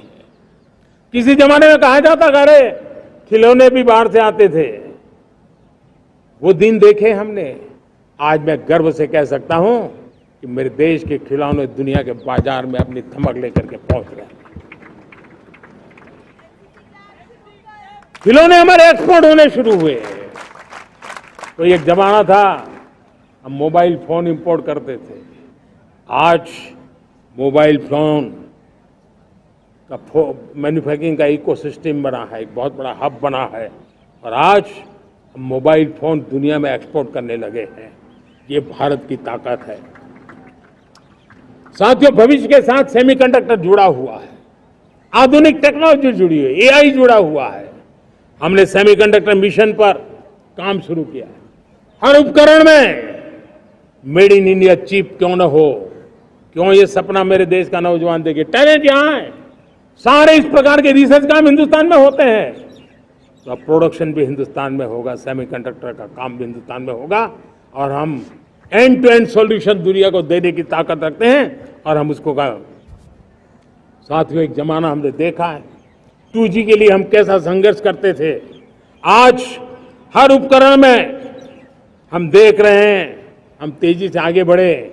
और 5G जिस तेजी से पूरे देश में रोल आउट हुआ, हिंदुस्तान के करीब करीब सभी क्षेत्रों में 5G पहुंच गया। वो विश्व में तेज गति से 5G पहुंचाने में हम आगे रहे। और देश साथियों, मैंने कहा हम रुकने वाले नहीं है। 5G पे रुक जाना हमें मंजूर नहीं है। हम 6G पर अभी से मिशन मोड में काम कर रहे हैं और विश्व में हम उसमें भी अपनी धमक जमाएंगे, ये मैं विश्वास से कहता हूं। मेरे प्यारे साथियों, डिफेंस सेक्टर हमारी आदत हो गई थी। डिफेंस बजट कितना ही क्यों न हो, लेकिन कभी कोई सोचता नहीं था कि डिफेंस बजट बढ़ा तो जाता कहां है। डिफेंस बजट विदेशों से खरीदी में चला जाता था। अब हम चाहते हैं हम आत्मनिर्भर बने। और मैं हमारी डिफेंस फोर्सेस का हृदय से धन्यवाद करता हूं। उन्होंने हजारों ऐसी चीजें लिस्ट कर दी है। उन्होंने तय किया है कि हम विदेश से नहीं लाएंगे। राष्ट्र के लिए जीना क्या कहते हैं, ये हमारे सेना के जवानों ने दिखाया है। और उसके कारण डिफेंस के सेक्टर में हम आत्मनिर्भर होते चले जा रहे हैं। आज डिफेंस मैन्युफैक्चरिंग में भारत की पहचान बनी है।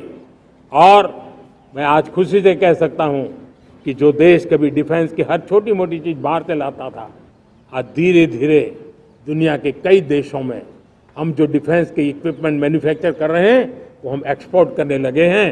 दुनिया में डिफेंस हब, मैन्युफैक्चरिंग हब के रूप में हम धीरे धीरे उभर रहे हैं। हम मैन्युफैक्चरिंग क्षेत्र को बढ़ावा देना चाहते हैं क्योंकि रोजगार के लिए सर्वाधिक आवश्यक है। आज पीएलआई स्कीम को बहुत बड़ी सफलता मिली है। एफडीआई रिफॉर्म्स, उसने भी हमें बहुत बड़ी ताकत दी है। एमएसएमईज को बहुत बड़ा बल मिला है, नई व्यवस्थाएं विकसित हुई है और उसके कारण हमारा मैन्युफैक्चरिंग सेक्टर, हम दुनिया का एक मैन्युफैक्चरिंग हब बने। जिस देश के पास इतनी नौजवान शक्ति हो, जिस देश के अंदर ये सामर्थ्य हो, हम मैन्युफैक्चरिंग की दुनिया में भी इंडस्ट्री 4.0 में हम बहुत बड़ी ताकत के साथ आगे जाना चाहते हैं और इसके लिए आवश्यक स्किल डेवलपमेंट, उस पर भी हमने बल दिया है। और स्किल डेवलपमेंट में भी हमने नए मॉडल तय किए हैं। हमने जन भागीदारी को जोड़ा है ताकि तुरंत रिक्वायरमेंट के अनुसार स्किल डेवलपमेंट हम कर सके। और मुझे विश्वास है, मैं लाल किले की प्राचीर से कह रहा हूं, वो दिन दूर नहीं होगा जो भारत इंडस्ट्रियल मैन्युफैक्चरिंग का हब होगा, दुनिया उसकी तरफ देखती होगी। आज विश्व की बहुत बड़ी कंपनियां भारत में निवेश करना चाहती हैं। ये चुनाव के बाद मैंने देखा, मेरे तीसरे कार्यकाल में जितने लोग मुझसे मिलने के लिए मांग कर रहे हैं वो ज्यादातर निवेशक लोग हैं, विश्व भर के निवेशक हैं। वो आना चाहते हैं, भारत में निवेश करना चाहते हैं। ये एक बहुत बड़ा गोल्डन अपॉर्चुनिटी है। मैं राज्य सरकारों से आग्रह करता हूं कि आप निवेशकों को आकर्षित करने के लिए स्पष्ट नीति निर्धारित कीजिए, गुड गवर्नेंस का आश्वासन दीजिए, लॉ एंड ऑर्डर सिचुएशन के लिए उनको भरोसा दीजिए। हर राज्य एक तंदुरुस्त स्पर्धा में आगे आए। राज्य राज्य के बीच निवेशकों को खींचने के लिए स्पर्धा होनी चाहिए, निवेशकों के लिए, ताकि उनके राज्य में निवेशक आएंगे, उनके राज्य के नौजवानों को स्थानीय रूप से अवसर मिलेगा, रोजगार का अवसर मिलेगा। नीतियों में परिवर्तन लाना चाहिए तो ग्लोबल रिक्वायरमेंट के अनुसार नीतियों को राज्यों ने परिवर्तित करना चाहिए। लैंड की आवश्यकता है तो राज्यों ने लैंड बैंक बनानी चाहिए। गुड गवर्नेंस सिंगल पॉइंट पर काम करने के लिए राज्य जितने प्रोएक्टिव होंगे, जितने ज्यादा प्रयास करेंगे, जो निवेशक आ रहे हैं वो कभी भी वापस नहीं जाएंगे। सिर्फ भारत सरकार से काम ये होता नहीं है, राज्य सरकारों की बहुत बड़ी आवश्यकता होती है, क्योंकि जो भी प्रोजेक्ट लगने वाला है उस राज्य में लगने वाला है, उसको हर राज्य के साथ रोजमर्रा का काम पड़ता है। और इसलिए मैं राज्यों से आग्रह करूंगा कि जब विश्व पूरा भारत की तरफ आकर्षित हो रहा है, विश्व पूरा भारत में निवेश करने के लिए प्रतिबद्ध हो रहा है, तब ये हमारा दायित्व बनता है कि हमारी पुरानी आदतें छोड़ करके स्पष्ट नीति के साथ हम आगे आए। देखिए, आपको परिणाम अपने राज्य में दिखाई देगा और आपका राज्य भी चमक उठेगा, ये मैं आपको विश्वास देता हूं। साथियों, भारत अपनी बेस्ट क्वालिटी के लिए पहचानी जाए, ये बहुत जरूरी है। अब विश्व के लिए हमें डिजाइन ऑफ का क्षेत्र, डिजाइन इन इंडिया, इस पर हमने बल देना है। हमें कोशिश करनी है अब इंडियन स्टैंडर्ड इंटरनेशनल स्टैंडर्ड बनने चाहिए। इंडियन स्टैंडर्ड इंटरनेशनल स्टैंडर्ड बनेंगे तब हमारी हर चीज को सहजता से मोहर लग जाएगी और ये हमारे प्रोडक्शन की क्वालिटी पर निर्भर करेगा, हमारी सेवा की क्वालिटी पर निर्भर करेगा, हमारे अप्रोच की क्वालिटी पर निर्भर करेगा। और इसलिए हमें क्वालिटी पर बल देकर के आगे बढ़ना है। हमारे पास टैलेंट है, डिजाइन के क्षेत्र में हम दुनिया को बहुत कुछ नया दे सकते हैं। डिजाइन इन इंडिया, इस आह्वान को लेकर के हमें अब आगे चलना है। Design in India and design for the world, इस सपने को लेकर के चलना है। मैं देख रहा हूं गेमिंग की दुनिया का बहुत बड़ा मार्केट खड़ा हुआ है, लेकिन आज भी गेमिंग की दुनिया पर प्रभाव, खास करके उन खेलों को बनाने वाले लोग, प्रोडक्ट करने वाले लोग, विदेशी कमाई होती। भारत के पास बहुत बड़ी विरासत है, हम गेमिंग की दुनिया में बहुत नई टैलेंट को लेकर के आ सकते हैं। विश्व के हर बच्चे को हमारे देश के बनी हुई गेमिंग की ओर आकर्षित कर सकते हैं। मैं चाहता हूं कि भारत के बच्चे भारत के नौजवान, भारत के आईटी प्रोफेशनल्स, भारत के एआई के प्रोफेशनल्स, वे गेमिंग की दुनिया को लीड करें। खेलने में नहीं, गेमिंग की दुनिया में हमारे प्रोडक्ट पूरे विश्व में पहुंचने चाहिए और पूरी दुनिया में हमारे एनिमेटर्स काम कर सकते हैं। एनिमेशन की दुनिया में हम अपनी दाग जमा सकते हैं। हम उस दिशा में काम करें। मेरे प्यारे देशवासियों, आज विश्व के अंदर ग्लोबल वार्मिंग, क्लाइमेट चेंज हर क्षेत्र में चिंता और चर्चा का विषय रहता है। भारत ने उस दिशा में काफी कदम उठाए हैं। हम विश्व को आश्वस्त करते रहे हैं और शब्दों से नहीं, अपने कार्यों से, प्राप्त परिणामों से हमने विश्व को आश्वस्त भी किया है और विश्व को आश्चर्यचकित भी किया है। हम ही हैं जिन्होंने सिंगल यूज प्लास्टिक पर प्रतिबंध लगाया है। हमने रिन्यूएबल एनर्जी पर विस्तार किया है। हमने रिन्यूएबल एनर्जी को एक नई ताकत दी है।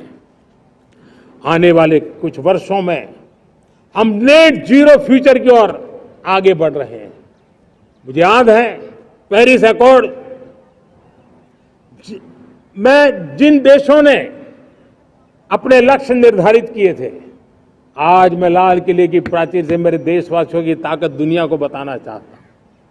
G20 देश के समूह जो नहीं कर पाए, वो मेरे देश के नागरिकों ने करके दिखाया है। मेरे देशवासियों ने करके दिखाया है। हिंदुस्तान ने करके दिखाया है। पेरिस अकॉर्ड के अंदर जो टारगेट हमने तय किए थे, उन टारगेट को समय से पहले पूरा करने वाला G20 देशों के समूह में अगर कोई है तो एकमात्र मेरा हिंदुस्तान है, एकमात्र मेरा भारत है। और इसलिए गर्व होता है साथियों। रिन्यूएबल एनर्जी के टारगेट हमने पूरे, हम 2030 तक रिन्यूएबल एनर्जी को 500 गीगावाट तक ले जाने के लिए मकसद से काम। आप कल्पना कर सकते हैं कि कितना बड़ा लक्ष्य है। दुनिया के लोग सिर्फ 500 गीगावाट शब्द सुनते हैं ना, तो मेरी तरफ ऐसे ऐसे देखते हैं। लेकिन आज मैं विश्वास से कह रहा हूं देशवासियों को कि इस लक्ष्य को भी हम पूरा करके रहेंगे और ये मानव जाति की भी सेवा करेगा, हमारे भविष्य की भी सेवा करेगा, हमारे बच्चों के उज्जवल भविष्य की गारंटी बनेगा। हमने 2030 तक हमारी रेलवे को नेट जीरो एमिशन का लक्ष्य लेकर के हम चल रहे हैं। साथियों, पीएम सूर्य घर मुफ्त बिजली योजना उसको एक नई ताकत देने वाली है और ये बदलाव का फल मेरे देश के सामान्य परिवार को मिला, विशेष करके मेरे मध्यम वर्ग को मिलेगा जब उसका बिजली का बिल मुक्त हो जाएगा। इलेक्ट्रिक व्हीकल, उसकी मांग बढ़ती जा रही है। जब पीएम सूर्य घर योजना से वो बिजली उत्पादन करता है सूर्य से, तो उसका व्हीकल का प्रवास का खर्चा भी वो कम कर सकता है। साथियों, हम ग्रीन हाइड्रोजन मिशन लेकर के एक ग्लोबल हब बनना चाहते हैं। बहुत तेजी से नीतियां बनाई गई है, बहुत तेजी से उसका इम्प्लीमेंटेशन का काम हो रहा है और भारत ग्रीन हाइड्रोजन एक न्यू एनर्जी की दिशा में हम जाना चाहते हैं। और ये सारे जो प्रयास चल रहे हैं, क्लाइमेट की चिंता तो है ही है, ग्लोबल वार्मिंग की चिंता है, लेकिन इसके अंदर ग्रीन जॉब्स की बहुत बड़ी संभावना है और इसलिए आने वाले कालखंड में ग्रीन जॉब्स का महत्व बढ़ता है। तो उसको सबसे पहले कैप्चर करने के लिए, मेरे देश के नौजवानों को अवसर देने के लिए और ग्रीन जॉब्स के लिए एक बहुत बड़ा क्षेत्र को बढ़ावा दे रहे हैं। मेरे प्यारे देशवासियों, आज हमारे साथ इस तिरंगे झंडे के नीचे वो नौजवान बैठे हैं जिन्होंने ओलंपिक की दुनिया में भारत का परचम लहराया। मैं मेरे देश के सभी एथलीट्स को, मेरे देश के सभी खिलाड़ियों को 140 करोड़ देशवासियों की तरफ से बधाई देता हूं और हम नए सपने, नए संकल्प, अत्यंतिक पुरुषार्थ के साथ नए लक्ष्यों को हासिल करने के लिए आगे बढ़ेंगे। ऐसा मैं विश्वास के साथ उनको शुभकामनाएं भी देता हूं। आने वाले कुछ दिनों में भारत के एक बहुत बड़ा दस्ता पैरालंपिक के लिए पेरिस जाने के लिए रवाना होगा। मैं मेरे सभी पैरालंपिक खिलाड़ियों को भी हृदय से बहुत बहुत शुभकामनाएं देता हूं। साथियों, भारत ने G20 को ऑर्गेनाइज किया, हिंदुस्तान के अनेक शहरों में ऑर्गेनाइज किया, 200 से ज्यादा इवेंट किए। पूरे विश्व में G20 का इतना बड़ा व्याप, इतना बड़ा कार्यक्रम कभी नहीं हुआ, इस बार हुआ। इसने एक बात सिद्ध कर दी है कि भारत में बड़े से बड़े काम, कार्यक्रम ऑर्गेनाइज करने की ताकत है। भारत को किसी को भी हॉस्पिटैलिटी का सामर्थ्य भारत में सबसे ज्यादा है। अगर ये सिद्ध हो चुका है तो साथियों, हिंदुस्तान का सपना है कि 2036 में जो ओलंपिक होगा वो मेरे हिंदुस्तान की धरती पर हो। इसके लिए हम तैयारी कर रहे हैं, उसके लिए हम आगे बढ़ेंगे। साथियों, समाज के आखिरी तबके के जो लोग हैं, ये हमारा सामाजिक दायित्व है। अगर कोई पीछे रह जाते हैं तो हमारी आगे बढ़ने की गति कम कर देता है, और इसलिए हम आगे बढ़ना चाहते हैं तो भी सफलता तब मिलती है पीछे वाले को भी साथ साथ आगे ले आए। और इसलिए हम सबका दायित्व बनता है कि हमारे समाज में आज भी जो क्षेत्र पीछे रह गए हैं, जो समाज पीछे रह गए हैं, जो लोग पीछे रह गए हो, हमारे छोटे छोटे किसान हो, हमारे जंगलों में रहने वाले मेरे आदिवासी भाई बहन हो, हमारी माताएं बहनें हो, हमारे मजदूर हो, हमारे श्रमिक साथी हो, हमारे कामगार लोग हो, इन सबको हमें बराबरी में लाने के लिए, हमारे बराबर लाने के लिए भरपूर प्रयास करना है। लेकिन अब गति पकड़ गई है, अब लंबे दिन तक हमें वो करना नहीं पड़ेगा। बहुत जल्द वो हमारे पास पहुंच जाएंगे, हमारी बराबरी में आ जाएंगे, हमारी ताकत बहुत बढ़ जाएगी, और बड़ी संवेदना के साथ हमें इस काम को करना है। और इसके लिए एक बहुत बड़ा अवसर आ रहा है। मैं मानता हूं संवेदनशीलता की दृष्टि से इससे बड़ा अवसर क्या हो सकता है। हमें पता है 1857 के स्वतंत्र संग्राम के पहले भी अंग्रेजों के नाक को दम करने वाला हमारा देश का एक आदिवासी युवक था। 20-22 साल की उम्र में उसने अंग्रेजों के नाक को दम ला दिया था, जिसको आज भगवान बिरसा मुंडा के रूप में लोग पूजा करते हैं। भगवान बिरसा मुंडा की 150वीं जयंती आ रही है। ये हम सबके लिए प्रेरणा का कारण बने। समाज के प्रति छोटा सा छोटा व्यक्ति भी देश के लिए कैसी जज्बात रखता है, उससे बड़ी प्रेरणा भगवान बिरसा मुंडा से अधिक कौन हो सकता है। आइए हम भगवान बिरसा मुंडा की 150वीं जयंती जब मनाएं, संवेदनशीलता का हमारा व्याप बढ़े, समाज के प्रति हमारा ममभाव बने। हम समाज के हर व्यक्ति को, गरीबों को, दलित को, पिछड़ों को, आदिवासियों को, हर एक को हम अपने साथ लेकर के चले। इस संकल्प को लेकर के चलना है। मेरे प्यारे देशवासियों, हम संकल्प के साथ तो बढ़ तो रहे हैं, बहुत आगे बढ़ रहे हैं, लेकिन ये भी सच है कि कुछ लोग होते हैं जो प्रगति देख नहीं सकते। कुछ लोग होते हैं जो भारत का भला सोच नहीं सकते हैं। जब तक खुद का भला न हो तब तक उनको किसी का भला अच्छा नहीं लगता है। ऐसी विकृत मानसिकता से भरे हुए लोगों की कमी नहीं होती है। देश को ऐसे लोगों से बचना होगा। वे निराशा की गर्त में डूबे हुए लोग हैं। ऐसे मुट्ठी भर निराशा की गर्त में डूबे हुए लोग, जब उनके गोद में विकृति पलती है तब वो विनाश का कारण बन जाती है, सर्वनाश का कारण बन जाती है, एनार्की का मार्ग ले लेती है, और तब देश को इतनी बड़ी हानि हो जाती है जिसकी भरपाई करने में हमें नए सिरे से मेहनत करनी पड़ती है।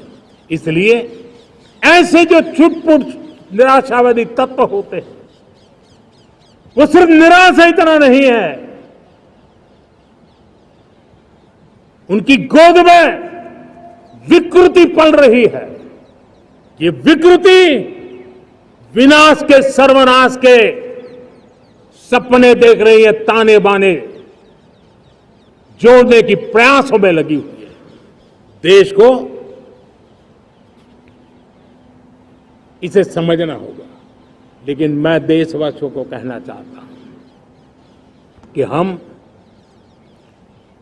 हमारी नेक नीयत से, हमारी ईमानदारी से, राष्ट्र के प्रति हमारे समर्पण से हम सारी परिस्थितियों के बावजूद भी विपरीत मार्ग पर जाने वालों के लिए भी उनके भी दिल जीत करके हम देश को आगे बढ़ने के हमारे संकल्प में कभी भी पीछे नहीं हटेंगे, ये मैं विश्वास दिला चाहता हूं। साथियों, चुनौतियां हैं, अनगिनत चुनौतियां हैं। चुनौतियां भीतर भी है, चुनौतियां बाहर भी है। और जैसे जैसे हम ताकतवर बनेंगे, जैसे जैसे हमारा तवज्जो बढ़ेगा, तो चुनौतियां भी बढ़ने वाली है, बाहर की चुनौतियां और बढ़ने वाली है। और मुझे उसका भली भांति अंदाज है। लेकिन मैं ऐसी शक्तियों को कहना चाहता हूं, भारत का विकास किसी के लिए संकट लेकर के नहीं आता। हम विश्व में समृद्ध थे, तब भी हमने कभी दुनिया को युद्ध में नहीं झोंका है। हम बुद्ध का देश है, युद्ध हमारी राह नहीं है। और इसलिए विश्व चिंतित न हो भारत के आगे बढ़ने से। मैं विश्व समुदाय को विश्वास दिलाता हूं कि आप भारत के संस्कारों को समझिए, भारत के हजारों साल के इतिहास को समझिए। आप हमें संकट मत मानिए, आप उन तरकीबों से न जुड़िए जिसके कारण पूरी मानव जात का कल्याण करने का सामर्थ्य जिस भूमि में है, उस भूमि को ज्यादा मेहनत करनी पड़े। लेकिन फिर भी मैं देशवासियों को कहना चाहता हूं, चुनौतियां कितनी ही क्यों ना हो, चुनौती को चुनौती देना ये हिंदुस्तान की फितरत में है। न हम डिगेंगे, न हम थकेंगे, न हम रुकेंगे, न हम झुकेंगे। हम संकल्पों की पूर्ति के लिए 140 करोड़ देशवासियों का भाग्य बदलने के लिए, भाग्य सुनिश्चित करने के लिए, राष्ट्र के सपनों को साकार करने के लिए हम कोई कोर कसर नहीं छोड़ेंगे। हर बदनीयत वालों को हम हमारी नेक नीयत से जीतेंगे, ये मैं विश्वास देता हूं। मेरे प्यारे देशवासियों, समाज की मनोरचना में भी बदलाव कभी कभी बहुत बड़ी चुनौती का कारण बन जाता है। हमारा हर देशवासी भ्रष्टाचार की दिमक से परेशान रहा है। हर स्तर के भ्रष्टाचार ने सामान्य मानवीय का व्यवस्थाओं के प्रति विश्वास तोड़ दिया है। उसको अपनी योग्यता, क्षमता का प्रति अन्याय की जो गुस्सा होता है, वो राष्ट्र की प्रगति में नुकसान करता है। और इसलिए हमने व्यापक रूप से भ्रष्टाचार के खिलाफ एक जंग छेड़ा है। मैं जानता हूं इसकी कीमत मुझे चुकानी पड़ती है, मेरी प्रतिष्ठा को चुकानी पड़ती है, लेकिन राष्ट्र से बड़ी मेरी प्रतिष्ठा नहीं हो सकती है, राष्ट्र के सपनों से बड़ा मेरा सपना नहीं हो सकता। और इसलिए ईमानदारी के साथ भ्रष्टाचार के खिलाफ मेरी लड़ाई जारी रहेगी, तीव्र गति से जारी रहेगी और भ्रष्टाचारियों पर कार्रवाई जरूर होगी। मैं भ्रष्टाचारियों के लिए भय का वातावरण पैदा करना चाहता हूं, ताकि देश के सामान्य नागरिक को लूटने की जो परंपरा बनी है, उस परंपरा को मुझे रोकना है। लेकिन सबसे बड़ी नई चुनौती आई है। भ्रष्टाचारियों से निपटना तो है ही, लेकिन समाज जीवन में उच्च स्तर पर एक जो परिवर्तन आया है, वो सबसे बड़ी चुनौती भी है और एक समाज के लिए सबसे बड़ी चिंता भी है। क्या कोई कल्पना कर सकता है कि मेरे ही देश में इतना महान संविधान हमारे पास होने के बावजूद भी कुछ ऐसे लोग निकल रहे हैं जो भ्रष्टाचार का महिमा मंडन कर रहे हैं, खुलेआम भ्रष्टाचार का जय जयकार कर रहे हैं। समाज में इस प्रकार के बीज बोने का जो प्रयास हो रहा है, भ्रष्टाचार का जो महिमा मंडन हो रहा है, भ्रष्टाचारियों की स्वीकार्यता बढ़ाने का जो निरंतर प्रयास चल रहा है, वो स्वस्थ समाज के लिए बहुत बड़ी चुनौती बन गया है, बहुत बड़ी चिंता का विषय बन गया है। भ्रष्टाचारियों के प्रति समाज में दूरी बनाए रखने से ही किसी भी भ्रष्टाचारी को उस रास्ते पर जाने से डर लगेगा। अगर उसका महिमा मंडन होगा तो जो आज भ्रष्टाचार नहीं करता है उसको भी लगता है कि ये तो समाज में प्रतिष्ठा का रंग बन जाता है, उस रास्ते में जाने में बुरा नहीं है। मेरे प्यारे देशवासियों, बांग्लादेश में जो कुछ भी हुआ है उसको लेकर पड़ोसी देश के नाते चिंता होना, मैं इसको समझ सकता हूं।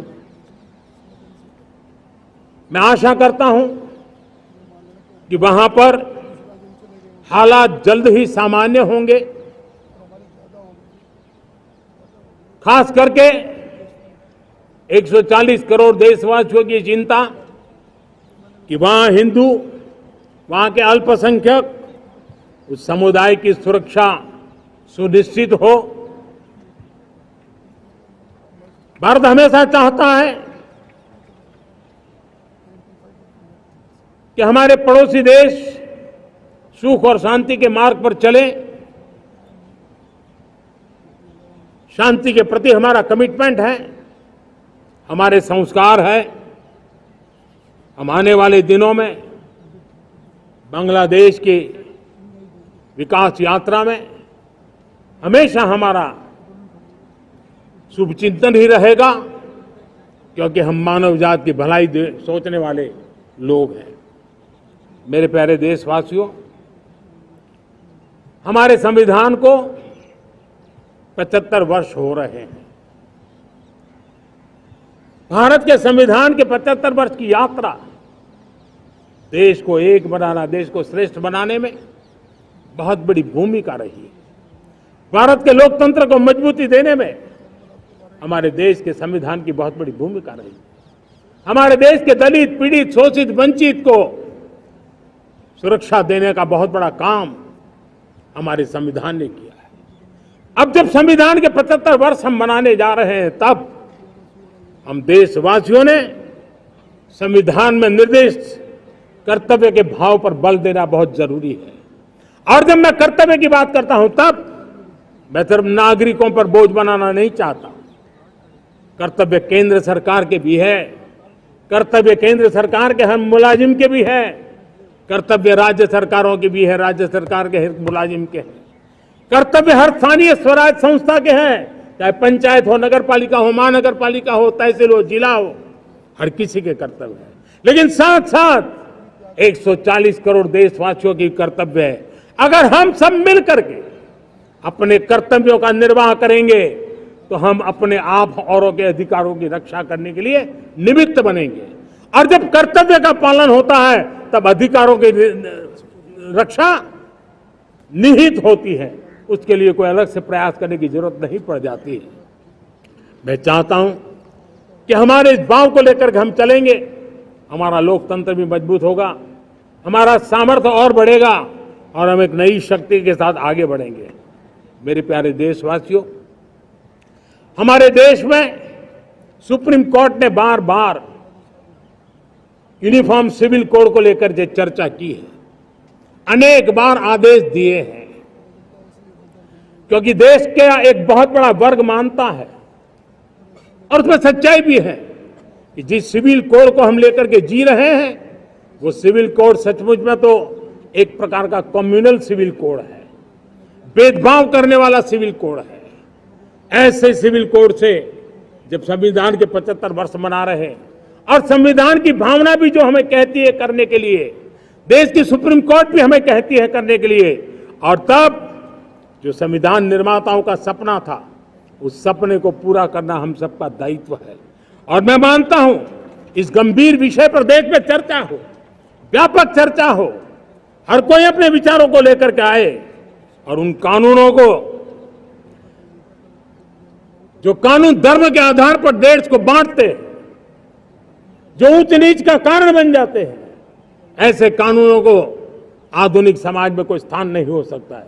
और इसलिए मैं तो कहूंगा, अब समय की मांग है कि देश में एक सेकुलर सिविल कोड हो। हमने कम्युनल सिविल कोड में 75 साल बिताए हैं, अब हमें सेक्युलर सिविल कोड की तरफ जाना होगा और तब जाकर के देश में धर्म के आधार पर जो भेदभाव हो रहे हैं, सामान्य नागरिक को जो दूरी महसूस होती है, उससे हमें मुक्ति मिलेगी। मेरे प्यारे देशवासियों, जब मैं देश में एक चिंता हमेशा कहता हूं, परिवारवाद, जातिवाद भारत के लोकतंत्र को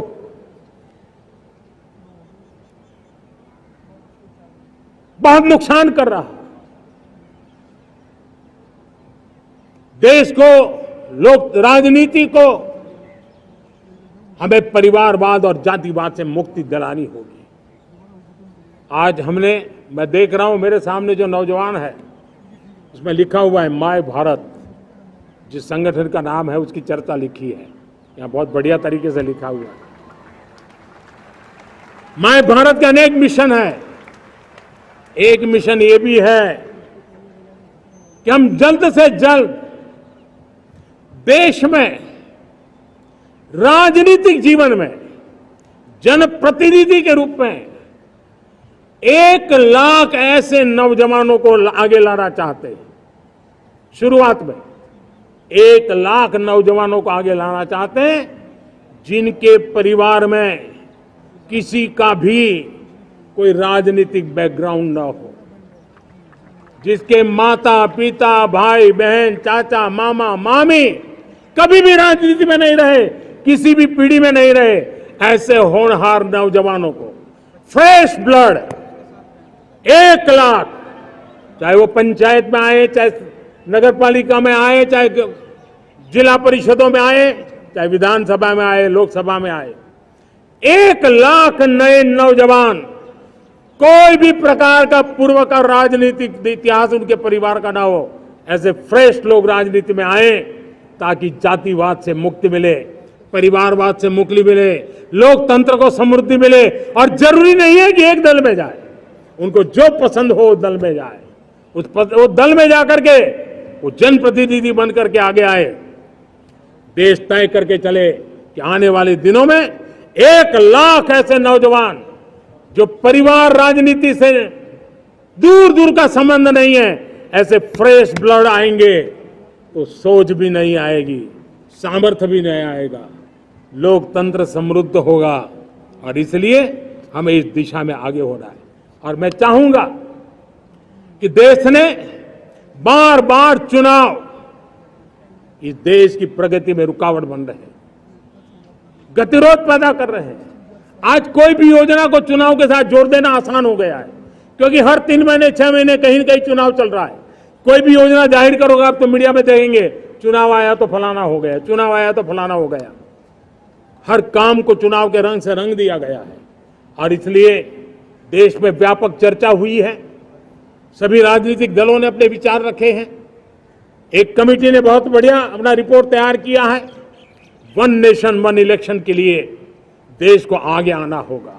मैं लाल किले से तिरंगे की साक्षी में देश के राजनीतिक दलों से आग्रह करता हूं, देश के संविधान को समझने वाले लोगों से आग्रह करता हूं कि भारत की प्रगति के लिए, भारत के संसाधनों का सर्वाधिक उपयोग जन सामान्य के लिए हो, उसके लिए 1 नेशन 1 इलेक्शन के सपने को साकार करने के लिए हमें आगे आना चाहिए।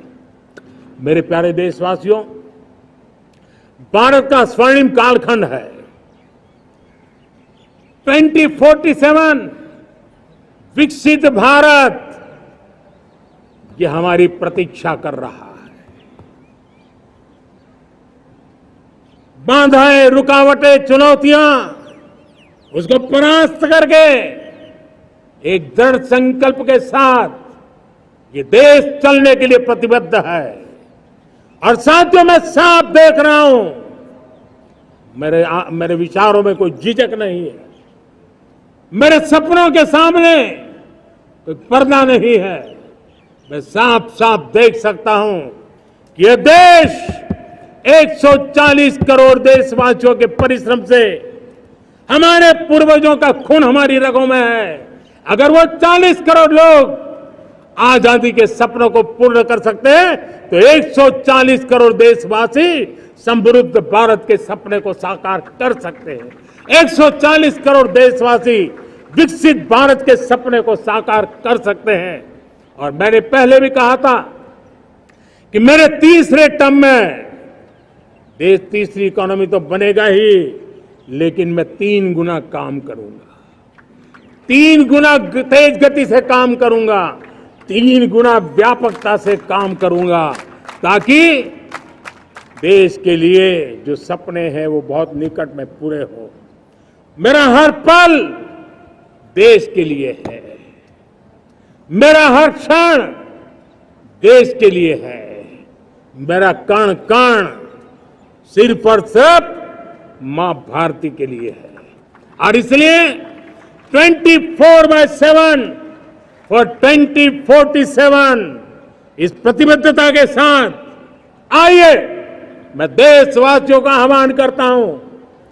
हमारे पूर्वजों ने जो सपने देखे थे उन सपनों को हम संकल्प बनाए, अपने सपनों को जोड़े, अपने पुरुषार्थ को जोड़े और 21वीं सदी जो भारत की सदी है उस सदी में स्वर्णिम भारत बना के रहें, उसी सदी में हम विकसित भारत बना के रहें और उन सपनों को पूरा करते हुए आगे बढ़े। और स्वतंत्र भारत 75 साल की यात्रा के बाद एक नए मुकाम पर बढ़ रहा है, तब हम कोई कोर कसर न छोड़े। और मैं आपको विश्वास दिलाता हूं, आपने मुझे जो दायित्व दिया है मैं कोई कोर कसर नहीं छोड़ूंगा। मैं मेहनत में कभी पीछे नहीं रहूंगा, मैं साहस में कभी कतराता नहीं हूं, मैं चुनौतियों से कभी टकराते से डरता नहीं हूं। क्यों? क्योंकि मैं आपके लिए जीता हूं, मैं आपके भविष्य के लिए जीता हूं, मैं आप भारत माता के उज्जवल भविष्य के लिए जी रहा हूं। और उस सपनों को पूरा करने के लिए आज राष्ट्र ध्वज के छाया में, तिरंगे की छाया में दृढ़ संकल्प के साथ हम आगे बढ़े। इसी के साथ मेरे साथ बोलिए, भारत माता की, भारत माता की, भारत माता की, वंदे वंदे वंदे वंदे। जय हिंद, जय हिंद।